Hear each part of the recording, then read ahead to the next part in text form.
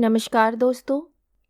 कहानी शुरू करने से पहले मैं आपको ये बताना चाहती हूँ कि अगर आप मोरल एंड मोटिवेशन कहानी सुनना पसंद करते हैं तो आप मेरे दूसरे चैनल एम्पावर द लाइफ पर आ सकते हैं। आपका वहाँ स्वागत है। द गोल्डन स्टोरीज में आपका स्वागत है। आइए सुनते हैं मुंशी प्रेमचंद की लिखी कहानी आधार। सारे गांव में मथुरा का सा गठीला जवान ना था। कोई 20 बरस की उम्र थी। मसें भीग रही थी। गौवें चराता, दूध पीता, कसरत करता, कुश्ती लड़ता था और सारे दिन बांसुरी बजाता हाट में विचरता था। ब्याह हो गया था पर अभी कोई बाल बच्चा ना था। घर में कई हल्की खेती थी।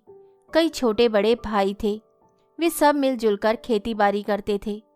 मथुरा पर सारे गांव को गर्व था। जब उसे जांघिए, लंगोटे, नाल या मुकदर के लिए रुपए पैसे की जरूरत पड़ती तो तुरंत दे दिए जाते थे। सारे घर की यही अभिलाषा थी कि मथुरा पहलवान हो जाए और अखाड़े में अपने सवाई को पछाड़े। इस लाड़ प्यार से मथुरा जरा टर्रा हो गया था। गाय किसी के खेत में पड़ी है और आप अखाड़े में दंड लगा रहा है। कोई उलाना देता तो उसकी तोरियां बदल जाती। गरज कर कहता, जो मन में आए कर लो, मथुरा तो अखाड़ा छोड़कर हाकने ना जाएंगे। पर उसका डील डोल देखकर किसी को उससे उलझने की हिम्मत ना पड़ती। लोग गम खा जाते।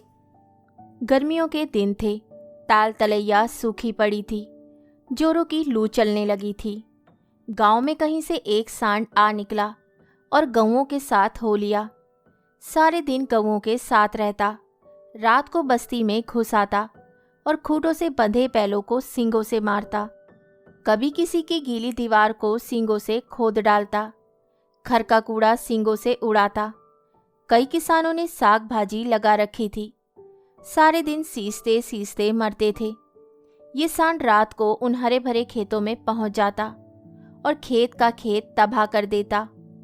लोग उसे डंडों से मारते गांव के बाहर भगा आते, लेकिन जरा देर में गायों में पहुंच जाता। किसी की अक्ल काम ना करती थी कि इस संकट को कैसे टाला जाए। मथुरा का घर गांव के बीच में था, इसलिए उसके खेतों को सांड से कोई हानि न पहुंचती थी। गांव में उपद्रव मचा हुआ था और मथुरा को जरा भी चिंता न थी। आखिर जब धैर्य का अंतिम बंधन टूट गया तो एक दिन लोगों ने आकर मथुरा को घेरा और बोले, भाई, कहो तो गांव में रहे, कहो तो निकल जाएं। जब खेती ही ना बचेगी तो रहकर क्या करेंगे?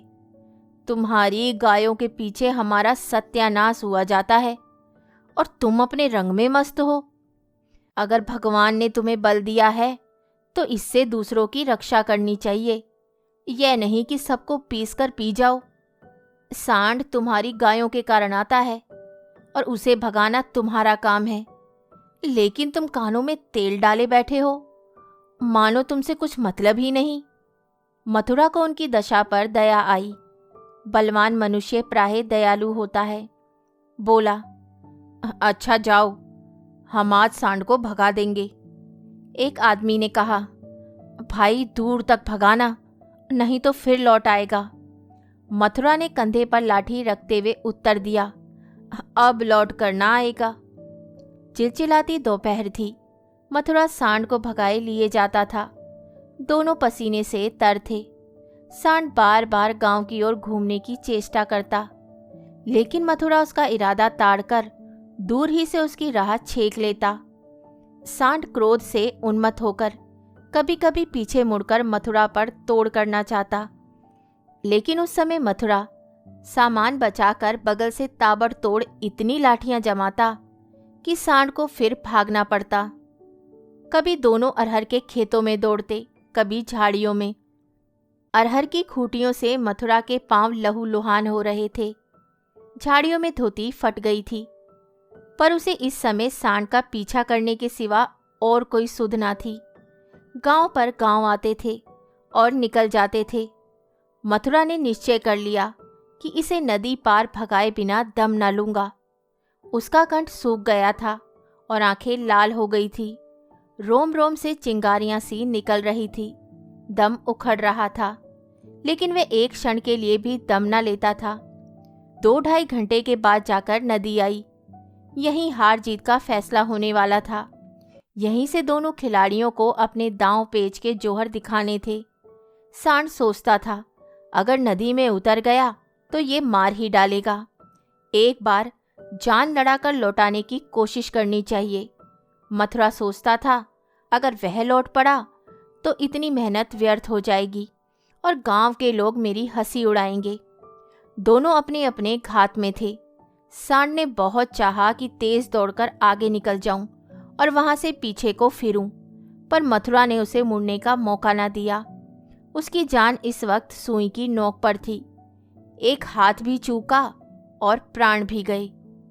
जरा पैर फिसला और फिर उठना नसीब ना होगा। आखिर मनुष्य ने पशु पर विजय पाई और सांड को नदी में घुसने के सिवाय और कोई उपाय न सूझा। मथुरा भी उसके पीछे नदी में बैठ गया और इतने डंडे लगाए कि उसकी लाठी टूट गई। अब मथुरा को जोरों से प्यास लगी। उसने नदी में मुंह लगा दिया और इस तरह हौंक हौंक कर पीने लगा मानो सारी नदी पी जाएगा। उसे अपने जीवन में कभी पानी इतना अच्छा ना लगा था और ना कभी उसने इतना पानी पिया था। मालूम नहीं 5 सेर पी गया या 10 सेर, लेकिन पानी गर्म था, प्यास ना बुझी। जरा देर में फिर नदी में मुंह लगा दिया और इतना पानी पिया कि पेट में सांस लेने की जगह भी ना रही। तब गीली धोती कंधे पर डालकर घर की ओर चल दिया। लेकिन 10-5 ही पग चला होगा कि पेट में मीठा मीठा दर्द होने लगा।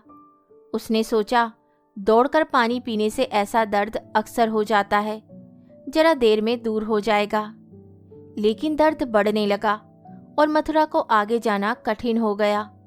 वह एक पेड़ के नीचे बैठ गया और दर्द से बेचैन होकर जमीन पने लगा। कभी पेट को दबाता, कभी खड़ा हो जाता, कभी बैठ जाता, पर दर्द बढ़ता ही जाता था। अंत में उसने जोर जोर से कराहना और रोना शुरू किया, पर वहां कौन बैठा था जो उसकी खबर लेता।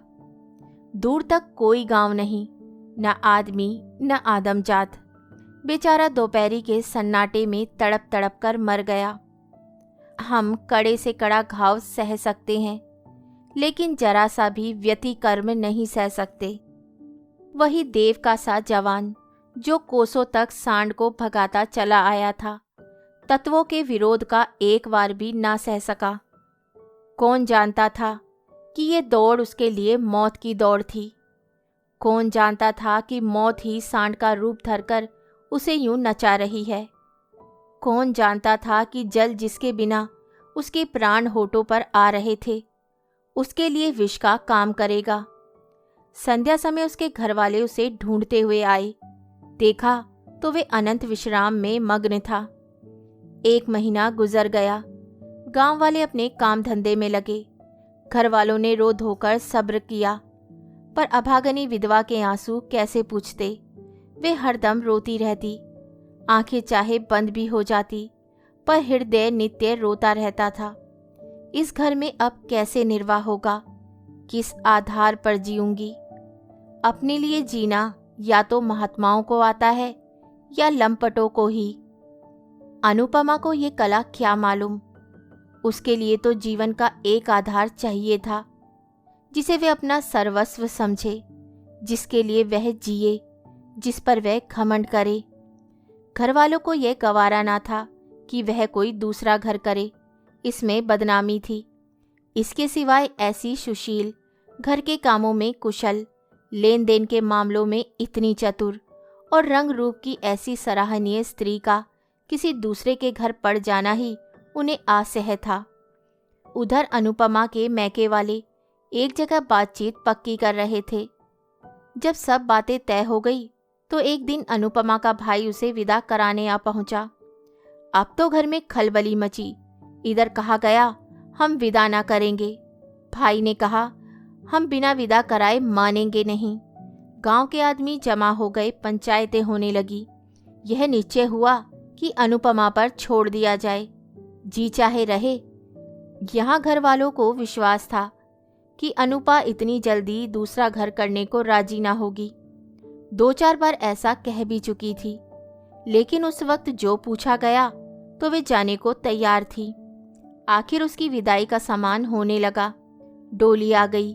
गांव भर की स्त्रियां उसे देखने आई। अनुपमा उठकर अपनी सास के पैरों में गिर पड़ी और हाथ जोड़कर बोली, अम्मा, कहा सुना माफ करना। जी में तो था कि इसी घर में पड़ी रहूं, पर भगवान को मंजूर नहीं है। ये कहते कहते उसकी जबान बंद हो गई। सास करुणा से विवल हो उठी। बोली, बेटी, जहाँ जाओ वहाँ सुखी रहो। हमारे भाग्य ही फूट गए, नहीं तो क्यों तुम्हें इस घर से जाना पड़ता। भगवान का दिया और सब कुछ है, पर उन्होंने जो नहीं दिया उसमें अपना क्या बस आज तुम्हारा देवर सयाना होता तो बिगड़ी बात बन जाती। तुम्हारे मन में बैठे तो इसी को अपना समझो, पालो पोसो, बड़ा हो जाएगा तो सगाई कर दूंगी। यह कहकर उसने अपने सबसे छोटे लड़के वासुदेव से पूछा, क्यों रे, भौजाई से शादी करेगा? वासुदेव की उम्र 5 साल से अधिक ना थी। अब कि उसका ब्याह होने वाला था। बातचीत हो चुकी थी। बोला, तब तो दूसरे के घर ना जाएगी ना? माँ, नहीं रे, जब तेरे साथ ब्याह हो जाएगा तो क्यों जाएगी? वासुदेव, तब मैं करूँगा। माँ, अच्छा, उससे पूछ, तुझसे ब्याह करेगी? वासुदेव अनुपमा की गोद में जा बैठा और शर्माता हुआ बोला, हमसे ब्याह करोगी? यह कहकर वह हंसने लगा, लेकिन अनुपमा की आंखें डबडबा गई। वासुदेव को छाती से लगाते हुए बोली, अम्मा, दिल से कहती हो? सास, भगवान जानते हैं। अनुपमा, आज से यह मेरे हो गए। सास, हाँ हाँ, सारा गांव देख रहा है बेटी। अनुपमा, तो भैया से कहला भेजो, घर जाएं, मैं उनके साथ ना जाऊंगी। अनुपमा को जीवन के लिए आधार की जरूरत थी। वह आधार मिल गया। सेवा मनुष्य की स्वाभाविक वृत्ति है। सेवा ही उसके जीवन का आधार है। अनुपमा ने वासुदेव का लालन पोषण शुरू किया। उपटन और तेल लगाती, दूध रोटी मल मल के खिलाती। आप तालाब नहाने जाती तो उसे भी नहलाती, खेती में जाती तो उसे भी साथ ले जाती। वह थोड़े ही दिनों में उससे हिल मिल गया कि एक क्षण भी उसे न छोड़ता। माँ को भूल गया। कुछ खाने को जी चाहता तो अनुपमा से मांगता। खेल में मार खाता तो रोता हुआ अनुपमा के पास आता। अनुपमा ही उसे सुलाती, अनुपमा ही जगाती। बीमार हो तो अनुपमा ही गोद में लेकर बदलू वैद्य के घर जाती और दवाएं पिलाती। गांव के स्त्री पुरुष उसकी ये प्रेम तपस्या देखते और दांतों उंगली दबाते। पहले बिरले ही किसी को उस पर विश्वास था। लोग समझते थे 1-2 साल में इसका जी ऊब जाएगा और किसी तरफ का रास्ता लेगी। इस दुधमुहे बालक के नाम कब तक बैठी रहेगी। लेकिन ये सारी आशाएं निर्मूल निकली। अनुपमा को किसी ने अपने व्रत से विचलित होते ना देखा। जिस हृदय में सेवा का स्रोत बह रहा हो, स्वाधीन सेवा का, उसमें वासनाओं के लिए कहाँ स्थान। वासना का वार निर्मम, आशाहीन, आधारहीन प्राणियों पर ही होता है। चोर की अंधेरे में ही चलती है, उजाले में नहीं।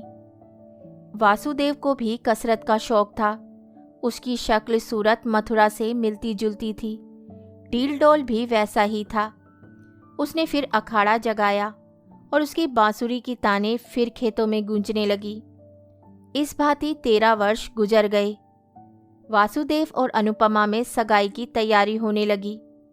लेकिन अब अनुपमा वह अनुपमा ना थी जिसने 15 वर्ष पहले वासुदेव को पति भाव से देखा था। अब उस भाव का स्थान मातृभाव ने ले लिया था। इधर कुछ दिनों से वह एक गहरी सोच में डूबी रहती। सगाई के दिन ज्यों ज्यों निकट आते उसका दिल बैठा जाता। अपने जीवन में इतने बड़े परिवर्तन की कल्पना ही से उसका कलेजा दहक उठता था। जिसे बालक की भांति पाला पोसा, उसे पति बनाते हुए लज्जा से उसका मुख लाल हो जाता था। द्वार पर नगाड़ा बज रहा था।